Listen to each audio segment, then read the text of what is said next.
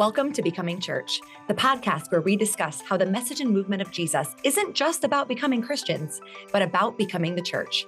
This episode is for busy, overwhelmed people who might be missing God in the mundane, everyday moments of life. My guest today is Kayla Craig, who is an author and a beautiful writer. She's one of those people who, when you read their words, you just kind of exhale a breath that you didn't realize you were holding. As a mom with a journalism background, she writes Christian parenting content, but it's not what you typically think of when you think of Christian parenting. Kayla has a way of combining compassionate, contemplative spirituality with an active, embodied care for what is happening in our unjust, actual lives and world. Get ready to slow down for a minute and find some soul rest in my conversation with Kayla Craig.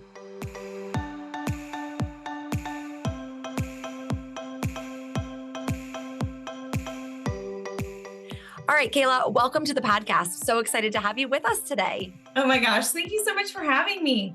Yes, this is super fun. And actually, at the time of recording, we were just talking, it's your kids' first day of school. It's my kids' first day of school coming up. So I feel like we need to just let all of the parents collectively take a breath. Yes. Right? We need a deep exhale. Yes. So actually, why don't you start by telling us about your kids? Yeah.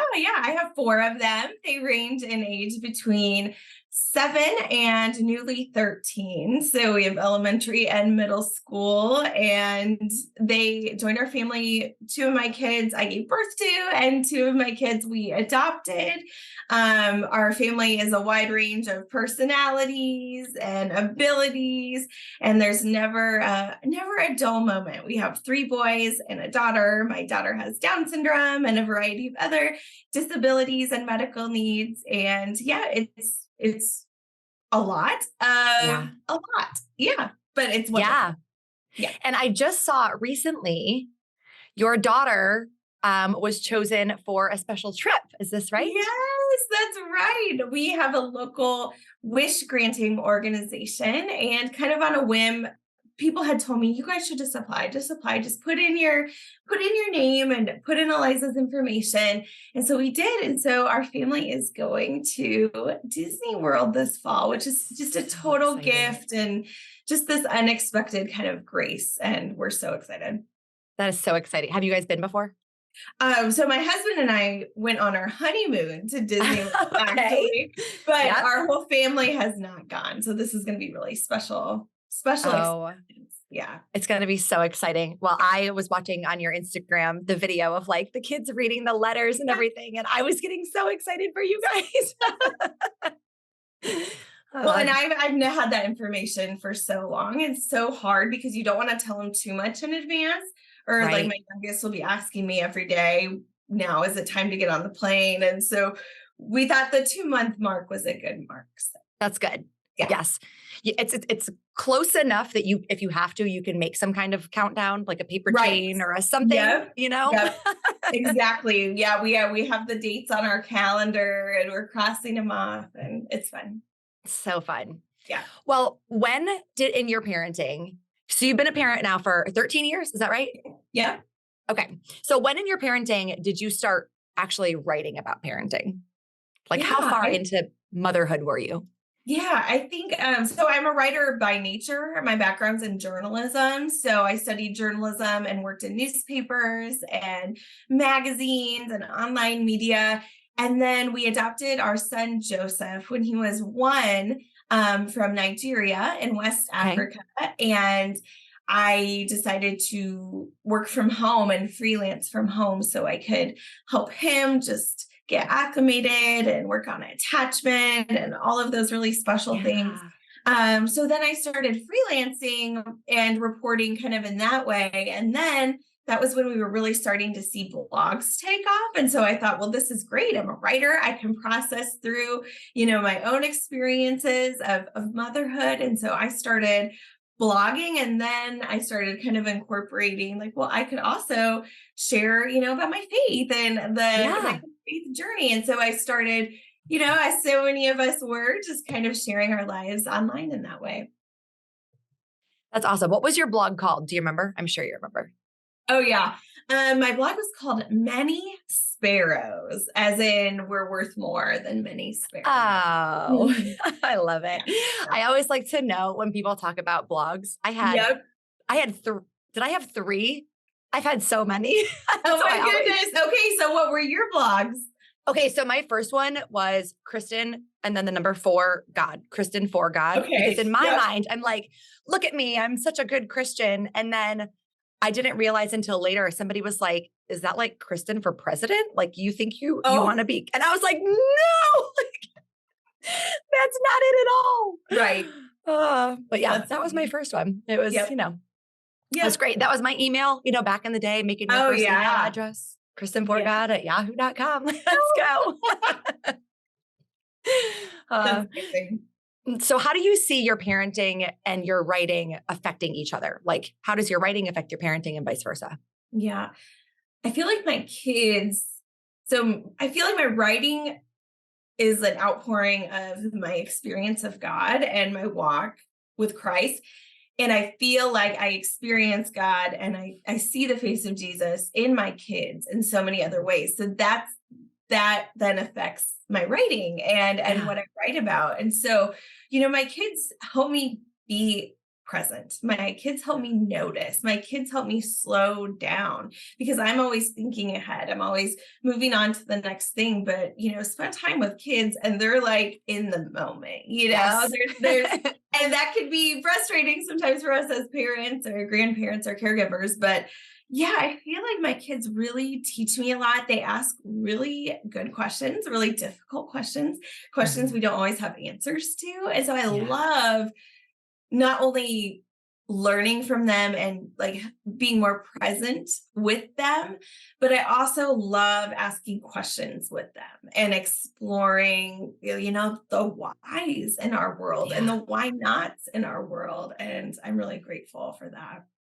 Yeah, I think when we see things through our kids' eyes, it forces us, if we're willing to see things through our kids' eyes, it does force us to look at things differently, Yeah. right? And Yeah. to Absolutely.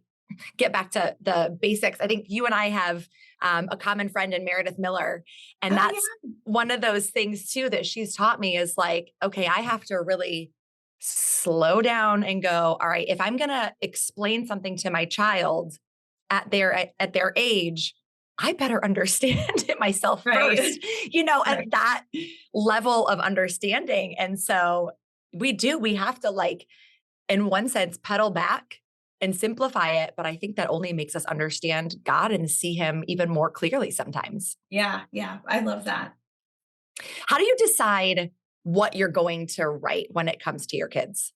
Like, Yeah. are there things that you decide not to share? Oh, yeah.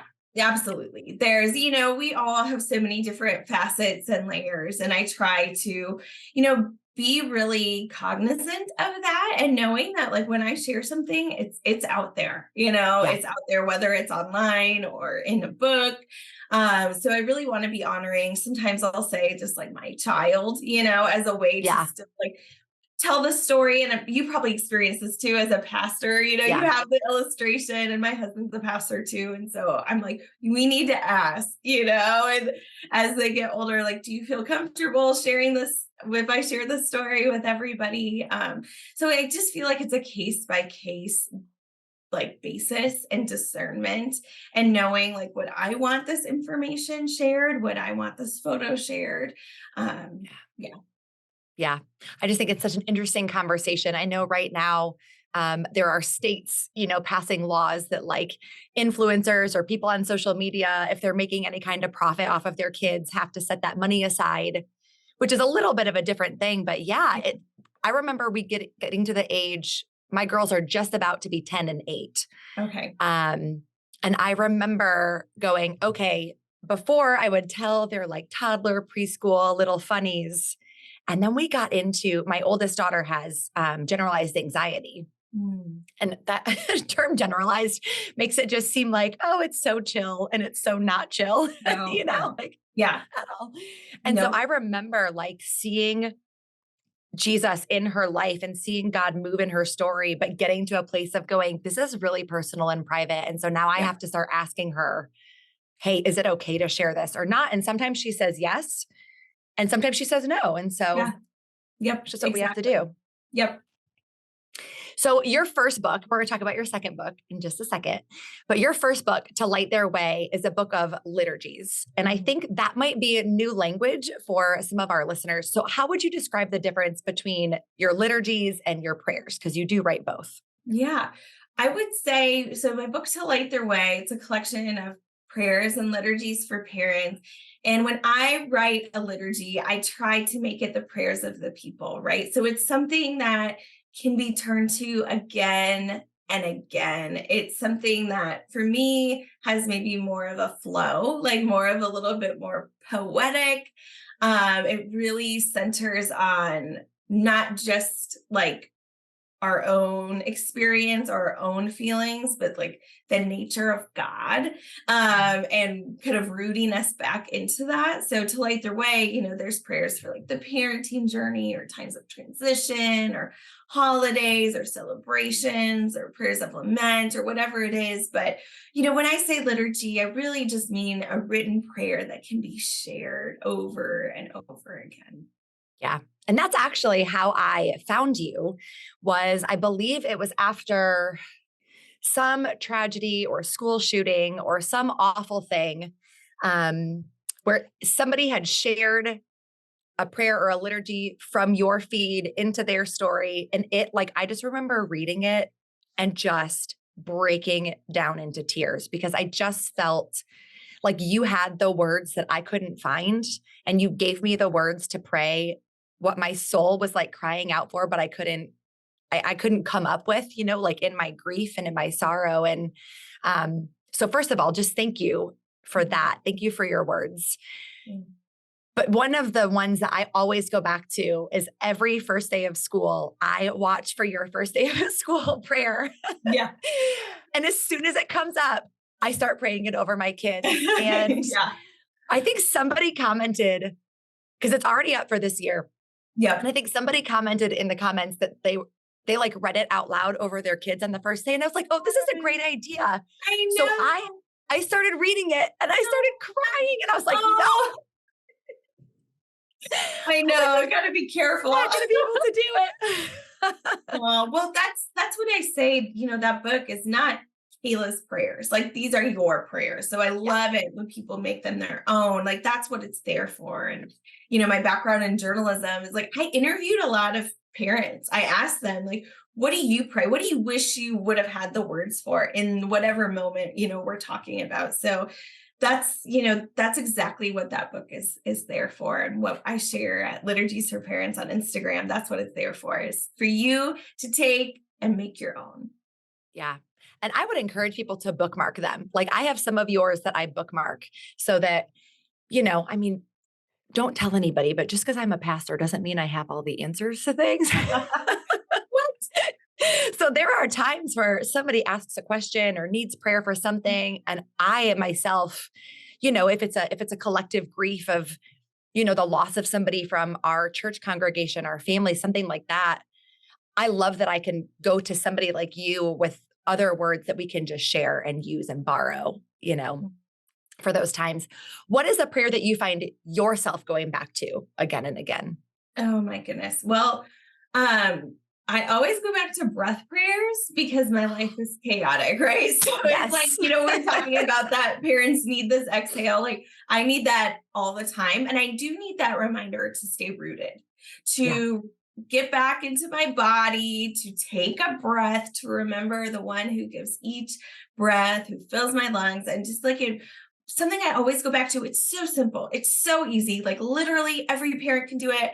Every child can do it. Yes. Anyone can do it. And it's just, oh God, on the inhale and then on exhale, you are with me. And it's just Mm, whatever it is you're going through. And it could be yeah. a time of celebration. It could be a time of sorrow. It could be anywhere in between. It just, oh God, you are with me. Yeah. I also think you introduced me to breath prayers during the pandemic. So Yes. thank you just for being my prayer group where you didn't even know.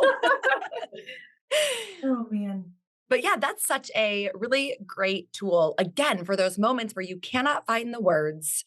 And I think, like you said, for kids, like I was able to, my daughter Marley, the one that has anxiety, to give her this and go, hey, you can pray these just as you're breathing in the middle of test anxiety. Or my younger daughter, Margot, we're learning like in the last 6 months or so that she can get really overwhelmed just by the amount of people that are around. She shows it she doesn't show it. So then we introduced her to breath prayers too, of just like, hey, it's okay. That would be a great one. Like, God is with you. You are okay. He's giving you peace, whatever they need. Yeah. So that book, To Light Their Way, is very practical. And just again, to let people know, I mean, there's prayers for things that are, when kids are having a hard time finding friends, or when we're having big feelings about things. It's really, really great. Every Season Sacred, the new one, which y'all, I am holding it right here. I put it in my Instagram stories this week. This is the most gorgeous book I have ever seen in my entire life, Kayla. It is. Why are you laughing? It just makes me so happy because the designers outdid themselves. I don't know. Like, I gave them so many words, and they somehow made it so much white space, from the very first page. You just feel like you can exhale. Like, that's how I felt when I first read the book. I'm like, oh, okay. Yeah. It is so incredibly lovely. And here, as I am like flipping, let me just read this quote at the beginning. Sacramental moments can occur at any moment, at any place, and to anybody. Oh my gosh. Frederick Buechner. I never know how to say his name. Yep, Buechner. Yeah. Oh my gosh. I love that quote because that's right. It's every season sacred. And as parents, we need that reminder that every part of our lives, we can experience God, and our kids can experience God in the beautifully profound and in the really heartbreaking moments, and in those ordinary moments where we often kind of like are in that middle space of wondering if God is with us and if what we're doing matters, And sometimes I think those are the prayers that we need the most. Like, I think a lot of times we will go to God when things are hard, or in gratitude when things are amazing and great. But it is in those ordinary moments sometimes where maybe it's not that we don't have the words, but we just forget, or we just don't think about it. Yes. Yeah, absolutely. And so throughout that book, I think is a calling back and a reminding and an invitation that, like, right now, this is sacred too. Right now, God is with you. Right now, you're being spiritually formed, and your kids are being spiritually formed. So let's explore that in your actual, real, messy, ordinary lives. Yes. Yeah. The layout of this book is a little bit different than the layout of To Light Their Way. So explain what you did differently on this one and why. Yeah. So I wanted to go, I wanted to have To Light Their Way be a resource for parents to pray for their kids. Yeah. And I heard from parents, do you have prayers to pray with our kids? And I heard from a lot of parents, like, we're tired. We are exhausted. Yes. We have a lot of questions about faith. We are trying to untangle the faith that maybe we grew up with and figure out a new way forward. And we want to pass on a faith to our kids, but we have questions ourselves, right? And so I'm like, parents need cared for. Like, our souls need cared for. We're trying to care for our kids. We're trying to show up in our communities. We're working. We have so much going on. Who is caring for our souls? And I wanted to create not a how-to book, but kind of a handhold, right? So there are little chapters for each week of the year, and each chapter has a reflection that's really kind of, I say contemplative, and maybe that sounds like a big word, but it's really just a moment for you to reflect, right? Like, I share some stories, and I pull in a lot of writers and thinkers and authors. And like I said, like, To Light Their Way is not just Kayla's prayers, and this book is not just like Kayla's memoir, right? Like, this is an invitation for you to reflect spiritually and feel like your soul is being cared for, so that you can pour into the soul of your family, so that you're not only living into your values, but you're living them out, right? Yeah. So there's reflection for each week of the year. There's a breath prayer that goes along with that. There's some scripture references if that's a resource to you. And then you keep going, and there's a whole section of open-ended conversation questions that you can like pull from. You know your kids the best, right? You know their ages and stages and the seasons of life they're in. And they all kind of, follow the same theme. And then there are 2 prayers that you can pick from to pray. And one is kind of for younger developmental ages and stages. It's simpler. And then there's a prayer that's a little more liturgical, right? A little bit more for older people and older kids. And they're both meant to be prayed together. So parent, child, family, spouses, whatever it is, just kind of shared prayers. And then these chapters kind of take you through the entire year. Yeah. So it's kind of like 20 devotionals in one that you're kind of intentionally, moving forward. And there's no dates. I feel like if people, hear that, they think, oh no, I don't have margin to do that. And it's like, no, you just pick it up and flip through it and find what works for you. Find what works. Yeah. And it does go, I like that I noticed there were some fear ones like in fall around Halloween time, which is very wise. You're clearly an actual mom. You knew the timing of those, but I also really like that you use the word reflection instead of devotion. Because sometimes when I hear devotion, I feel like I have to do something, Yes. And I'm like, oh, I have to like think. And sometimes I don't want to think. And sometimes I'm too overwhelmed to ask God where he's doing this thing in my life. And I just need to breathe. And that's what I would say your reflections really do. They just help me to breathe, the ones that I've flipped through and read. And, so it's, and there are questions in here. I think that's what I really love about this is you've left it so up to the reader. I think you even said that in the introduction, like, if you don't like something, cross it out. Don't say it, add what works for you. Yeah. And so the whole book really just feels like freedom. It really just feels freeing. And I think they're short enough, again, for overwhelmed parents or caregivers. It's only a couple minutes. It's only going to take a couple minutes just to read, sit for a second, take a sip of coffee, breathe, Right. And it's not daily, right? So you can split it, you have the whole week if you want to come back and forth. And, we talked about the design, but I just love how it can kind of hold its own on a coffee table or on a nightstand. The design team really just took my heart and kind of what I had dreamed and brought it to life with just beautiful imagery and these callbacks to the kind of these seasonal icons. And the cover of the book is based on a window in my home. No way. Yes. Yeah. The cover of the book so I live in a former convent. You stop it right now. Yes. And we have this beautiful house, and I write a lot about our decision to move to our neighborhood in Every Season Sacred. And I write about our neighborhood and our neighbors. And I love this idea of a window, right? You can look both ways through a window. And I just love the spiritual imagery in that. And then also like the literal imagery of where we live and how we love our neighbors and how we receive God's love through that. So the window is like a replica of a window in our home, and then each pane is a different seat. And it's beautiful. Oh, that's so gorgeous. Okay, when we're done recording, I need to see that window. Yes, I know. You need to take some pictures. Yeah. Okay, perfect.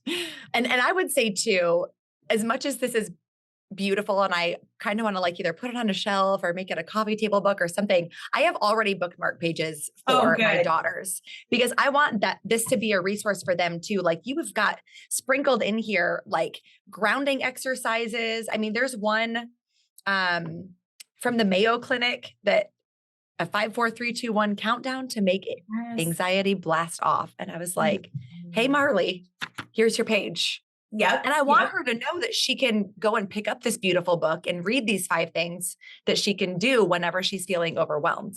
Right. Yeah. I tried to bring in that kind of magazine background as I was working on my manuscript. I kept being like, we could do a call out here, or we could put this here, and we could do a resource here. And I think it was really ambitious. And thankfully my publisher was like, okay, well, we'll make it work. But I love that. Like, it's not meant to be just something that like looks sacred or holy, and then it's not accessible. Yeah. Like spill your coffee on it, mark it up, write in the margins, and it's a book that has the whole year. So like you can go back and reflect on like, oh, this is kind of where I was at this point in my life, or, Yeah. the season of life that our family was in. And yeah.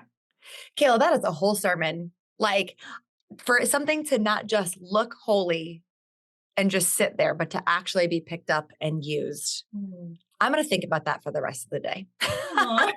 That was so good. So another thing that you said that you actually wrote in the book, I'm going to read it to people really quick, this line. You said to the reader, you don't have to have all the answers. And if we're honest, many answers aren't ours to have. This is the beauty of faith. And I love this because I'm somebody who's become very comfortable, like in the not knowing and in the uncertainty. But I think maybe for some of the people that are listening who really do find comfort, right, in some kind of answer, explain this idea and this thought to them a little bit. Yeah. We're told that like there is mystery, right? That we can even think of God as mystery. There's so much that when we really boil things down, we know we don't know all the things, and that can feel scary, or we can see it as a comfort of we don't have to. We don't have to know, because what we do know about the character of God is that God is good and gracious and compassionate and caring and worthy of our trust and powerful. And, we know all of these things, and that can be enough, because there are things that happen in our lives where we don't understand. We don't have the answers. We don't know why our kids have to have active shooter drills at school. Like, why does this have to be the reality, that we live in? And so I think taking a minute and like putting that pressure off of ourselves as parents to say, like, we don't have all the answers, and yet we can still pray together. I don't have to have all the answers to feel like I can have a relationship with God, that I can talk about Jesus in our home, Yeah. Now, did you grow up in the church or in faith? Yeah, I did. And what's really wild is that the church that I attended when I was a kid is the church that my husband's a pastor at now, which is so full circle and like bizarre, because when we moved here, and I write about this in Every Season Sacred, it was in the middle of a pandemic. It was a blizzard, and we were just like really having some inventories of like, what is our family values? Are we living where God wants us to live? And really kind of like reckoning with a lot of, significant questions and significant, like the choices we make in our lives, type of thing. And we ended up moving back to our hometown for a lot of reasons. And he was working remotely as a pastor with our church that we had been at, because it was pandemic and, could live anywhere. Right. And then I don't know, I just feel like God moved in a way that that church needed a pastor, and we were here, and, they had interviewed like, I don't know, like 90 people or something. No. They were just praying for the right person. And by the grace of God only, it was him. So it's been really fun, because he grew up a son of a Baptist pastor, very strict, very traditional, like fundamentalist. And so now he's at the church that I grew up in, which is Presbyterian, and is like a lot different, Okay. And so we kind of journeyed through this faith and kind of had this whole full circle experience. And I write into Light Their Way that I'm so grateful for so many different traditions and backgrounds I've experienced in my life, because I've learned things from, I've learned, my Pentecostal friends have taught me, more about the Holy Spirit. My Catholic friends have taught me different ways to pray, like all of these different traditions and backgrounds and experiences, I think have helped form me and my experience of God. Yeah. So for the people that are listening who maybe grew up like your husband, right, with more of a strict, there is a right answer, we are certain about things, but now want to parent in a faith that you just talked about, where Right. there's mystery and there's freedom and we don't know God, and that's not a bad thing. Like it's actually a good. How are y'all making that transition coming out of Yeah. maybe a more legalistic, rigid faith to Yeah. a freer, more mysterious faith for your kids? Yeah. I think it just starts with caring for our own soul and making space for us to ask questions and to Yeah. sit in the mystery and to, you know, notice where God is in our lives, play back the day, pray the examine, right? Where you're saying, where did I Yes. experience God? What are the choices that I made? Who are the people that I saw? Like really doing that when you care for your own soul, then you're more likely to be able to care for your kids. So that's why I wanted to create something that like starts with the parent and this book isn't about parenting. This book is about Right. Not at all. a journey of faith and Yeah. exploring Christian spirituality and making that something that's not just like a Sunday morning thing, but like an everyday lived out embodied experience. So I would just tell parents, like, you don't have to have all the answers. And in fact, one thing you can do is just start asking questions. Just start asking questions. Even just sitting with God and not just bombarding, just this one-sided conversation where we're just like listing off, all of our God, I need. Yes, I want, yeah. I want, I want, I want. Yeah. Yep. And just sitting with God and asking questions. And, I hope that every season's sacred. And like you said, our friend Meredith's book Woven, but, like we don't have to do this alone. And when we start to receive that belovedness, then we can invite our kids into it. Yeah. And it circles back again to, we have to slow down. Yeah. Right. For the parent, for the caregiver, for the person that's overwhelmed, like, I don't have time to do this. Mm-hmm.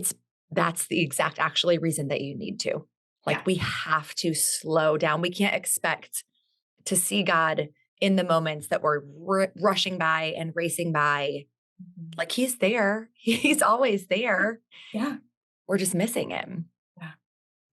So last question for you, Kayla. We talk a lot on this podcast about becoming the church outside of our buildings on Sunday mornings. So what is one way that parents and caregivers can become the church to the kids that they love? Oh my gosh. I love this question. And Yay! I'm like, how much time do we have? Right. Yeah. I love like being out where you actually live, so we're getting to know our neighbors. We have a joy of being close to a park, right? So being present in there and just welcoming our kids, but also like our neighborhood kids into that and just like being present with them, like it doesn't have to be this huge thing. We can just like be with them. Jesus was just with people so often in his ministry. And we can do that as so often. Loving our neighbor is just showing up and just being there and experiencing life together alongside them. Yeah. I mean, knowing their names and, yes. Yeah. Exactly. being a little bit involved in their lives. Yeah. Yep. Oh, so fun. Kayla, is there anything else that you wanted to say before I let you go? Oh my goodness. I got the open mic now. No. No, I've loved this conversation, Kristen. I'm really, really grateful. And I have a podcast for parents that are having a hard time slowing down. It's a very short podcast, like 10 to 15 minutes. It's all it is scripture, a prayer, and a benediction or like a blessing, like a sending out. And we just have a prayer every Monday. And it's just short, simple, pop it in your headphones as you're driving to work, as you're like going on a walk, doing chores, whatever. But I hope it's just a resource. Like it resources me when I have to sit down and write it and record. It's like, okay, I have accountability. Like it's a moment for me to breathe and reset and pray. And so I hope that it might be an offering to your listeners too. Yeah, for sure. We will link it up. So all you guys have to do is scroll down. We're going to have both of Kayla's books there, the podcast.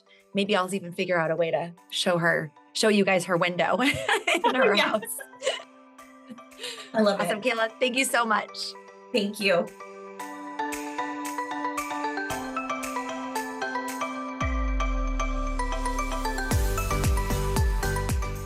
I hope these last few moments have left you feeling a little lighter and a little more free. If you are a parent, educator, or caregiver looking for practical resources, check out previous episodes listed below with parenting leaders like Meredith Miller and Mary Van Geffen. We also have more parenting resources on our website at mosaicchurch.tv. And a bonus for those of you who are local to Charlotte or are willing to make the trip, we are hosting a parenting event that is all about helping you know how to talk to your kids about their faith, how to answer the hard questions, how to tell Bible stories in age-appropriate ways, and how to move toward a freer, less rigid belief system than maybe the one that you grew up with.